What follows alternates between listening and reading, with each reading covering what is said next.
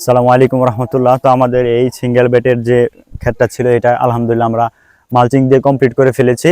এবং এই যে এখানে ডাবল বেডের হচ্ছে ক্ষেতটা আছে, এখানে মালচিং দেওয়া হয় নাই। আর এই যে এই জায়গায় কাজ চলতেছে, এই জায়গাটা হচ্ছে আমাদের পারিবারিক চাহিদা মেটানোর জন্য, নিজের পরিবারের জন্য হচ্ছে অল্প একটু পেঁয়াজ এবং রসুন চাষ করা হবে। আর ওই সাইডে হচ্ছে যে আমাদের ছোট আরেকটা মালচিং এর বেড ছিল সিঙ্গেল, ওইটাও আলহামদুলিল্লাহ আমরা মালচিং দিয়ে ফেলছি। এখন হচ্ছে বেড়ার কাজ চলতেছে, সাইড দিয়ে সুন্দরভাবে বেড়া দেওয়া হচ্ছে। এই যে চারদিক দিয়ে চতুর্দিক দিয়ে বেড়া দিয়ে দিচ্ছি, কারণ হচ্ছে গিয়ে প্রচুর পরিমাণে ছাগল এবং গরু এগুলোর বাছুরে ডিস্টার্ব করে, এগুলো যাতে না আসতে পারে। আমাদের এই ক্ষেতটা হচ্ছে মালচিং দেওয়া হয়নি, আগামীকালকে আল্লাহ চাহে তো মালচিং দিয়ে দেব। আর এই যে এখানে আমরা আগামীকাল বা তারপরের দিন হচ্ছে আমরা এখানে আলু লাগিয়ে দেবো, এটা আলুর জন্য রাখা হয়েছে। আর এই জায়গাটা আছে, এখানে হয় আমরা করলা নয় হচ্ছে শসা, দুইটা থেকে যে কোনো একটা দিয়ে দিব।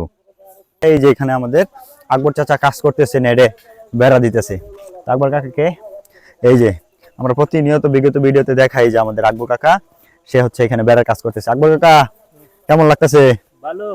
আকবর কাকা খুবই পরিশ্রমী একজন লোক, যে খুব দক্ষ হাতে কাজ করে। সবজি চাষ সম্পর্কে আকবর কাকা তুমি কিছু বলবা? বলো একটু সবজি চাষ সম্পর্কে।